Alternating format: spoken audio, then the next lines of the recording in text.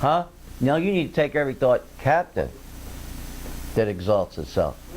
Casting down false imaginations. You need to cast them out.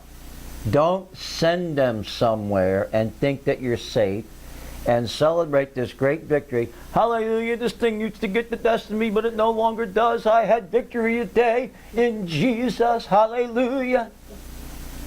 What about next week when you don't have victory? Because you didn't put it under the blood and you didn't cast it out, you sent it over and gave Sisera access to it. Am I making sense to you today? Huh? That's good teaching, Jack. You need to listen to this. Huh?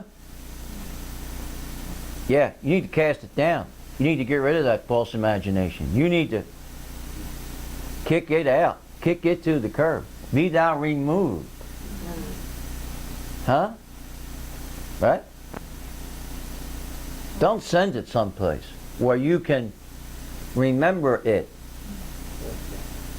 Send it into the future is what I would say. And you don't take it down, you cast it into the future and take you when you get there. Exactly.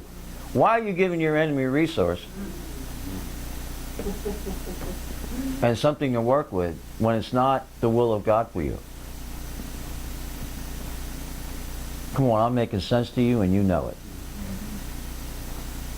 Huh? And you know it. You know, it was like me taking the kids grocery shopping when we were young. We used to go to Pathmark, you know, and we had one cart for the, well, actually we had two carts for the grocery and one for the kids. So we would go through this grocery store with 3 carts. We needed 2 carts of groceries. We couldn't get them in one cart. But I couldn't even take them into the store without getting the animal cookies first. Now, if they didn't have a little box of animal crackers, you know, they were going to be getting out of that cart. Every time this dog comes in or out and Linda gives it a treat, I think about my girls, right? Right? So, don't give your enemy a resource that was never in the plan of God. And then ask God to deliver you when it rises up against you. Because he's going to want to know what you did with the first instruction.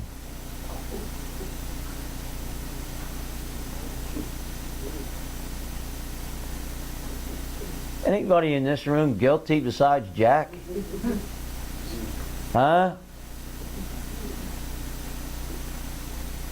A lot to this in there, huh? 900 chariots.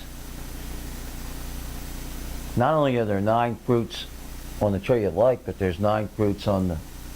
What's amazing is, though, is on the breastplate of the priest there's 12 stones.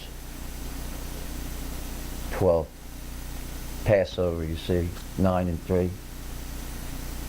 But on Satan's breastplate there was 9. Huh? Be careful what you give resource to, because one day it will represent you somewhere.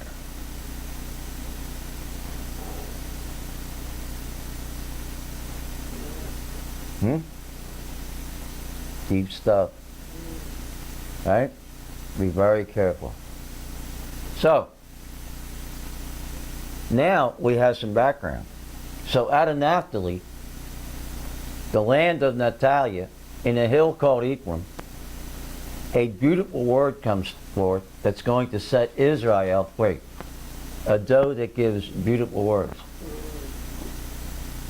That word could only come from one place, Naphtali. It had to be secured in the inheritance.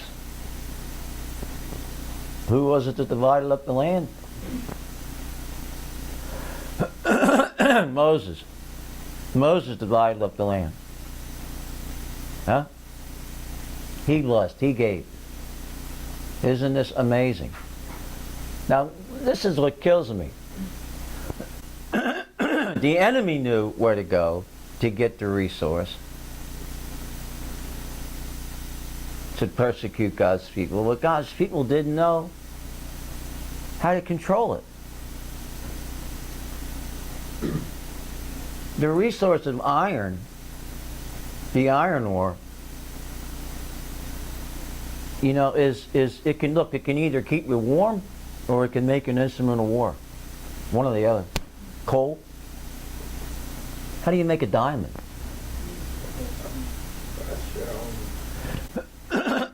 Don't circumvent the process, if you want to talk about the process, and take the gold and make iron out of it when God's intent is to make diamonds out of it.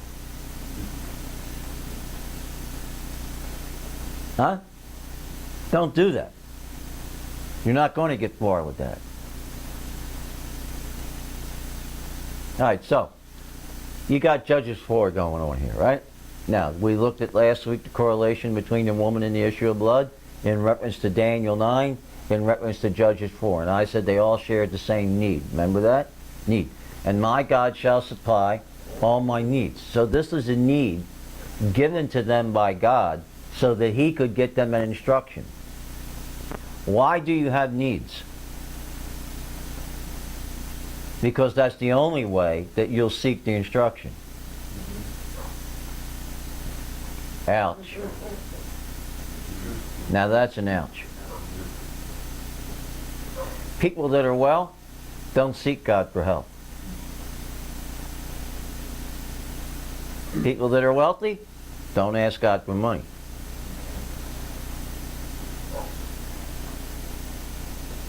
Isn't that amazing? You forget. Now look at the word forget. F-O-R-G-E, F-O-R-G-E, F-O-R-G-E. How do you make iron? Oh, in a forge. So when you forget, you're forging your own weapon that's going to come against you, and you're supplying the resource called doubt because you forgot. That's critical. This is critical. I fight this battle every single day, believe me. Right? No, I can't afford to think like that. No, I cannot afford to think like that. I need to think like this. I need to thank my God. I need to keep seeking His face. I have not explored the height, the depth, and the width, and the breadth of that love, of His love, when He gave me that word, because the Apostle Paul tells me no man can do that. But I'm going to keep seeking. And I'm going to keep knocking, and I'm going to keep asking, and I'm going to keep presenting myself, and I'm going to keep humbling myself, because that's the only way I know to procure the domain of His presence in my life. My dominion of my choices procures His domain, or the order or the government of the day in which I am now going to experience. That's critical. Huh? Let this mind be in you. I need a resurrection every day, not just at Easter. Right? I need to apply that benefit every single day of my life.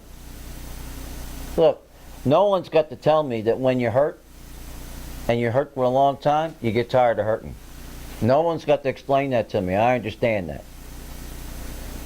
But the day I sit down and feel sorry for it, I have just built a forge, and I am procuring the resource to put in that forge. And when it's hot enough, I'm going to give it to my enemy, and he's going to mold it and shape it and use it against me. The image and likeness of God is the cross, not an iron chariot. Right? Not an iron chariot. And I got to be very careful when I say, I need. I got to be real careful with that. Right? I need to to hear the way Jesus said this. Father, if it's possible, let this cup pass from me. Not, I need this cup to pass from me. If it's possible, if it's in your will, let this cup pass from me. It sure wasn't for him. Huh? In this life, you will have many. But be of good cheer.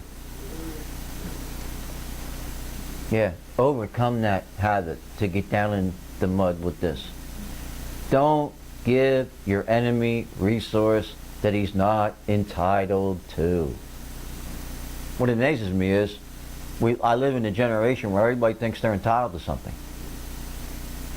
This amazes me. Who stokes that thought? That is the enemy. He stokes that thought. You know why? Because he needs that resource to destroy you. What's amazing is in management there's this G-I-G-O saying, you know, garbage in, garbage out, G-I-G-O. You ever heard that, G-I-G-O? Garbage in, garbage out. And that's so true. If I feed myself garbage, maggots are going to eat me up from the inside out. Not outside in.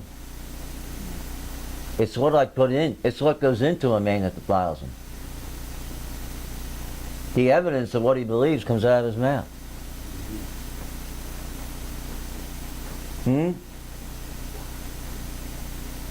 When you tell God, I'm going to put this off. I can't think about this now. No, I just can't think about this now. What you're telling God is you don't have time for him.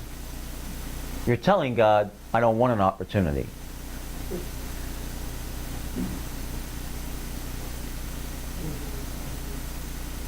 This was a classic week for me with this. Yeah, a classic week for that. I was getting phone calls from people. I'm going, who are you? I didn't even know them. I mean, I had met them once, years ago. Who are you? What do you want? And rather than hang up, I listened to them. I went, oh, okay. Oh, okay. Okay, I said, well, thanks, but I'm not interested. Hung the phone up. I'm riding down the road. I ain't 30 seconds out of that phone call, and the Lord goes, like that. I heard him clear his throat. You ever been around me when I go, well, how do you think when I do that? You like it, Jay? First thing these guys do is they go, what? What? What? They sound like a big question. What? Or a light bulb. They want to know what they just missed. I heard God clear his throat, and I said the same thing they do. To me, I said, Lord, this is what I said. I said, did I just miss something? He said, you did. I had him call you. Now Jack's beating his breast. What am I saying, John? Forgive me, God. I have so much to learn and so much to be forgiven for. Mea culpa. Speak, Lord. Your servant heareth. Yeah. I didn't want to talk to that guy. I didn't like the guy in the beginning. And then I remember why I didn't like him. Because he asked me to lie, and I couldn't do it. He was a car salesman. No, he was. He called, let me tell you the story, he called me from Georgia. Mr. Oates, this is... I goes, who? You know, from the Nissan dealer in Carrollton, Georgia. I said, what? Who?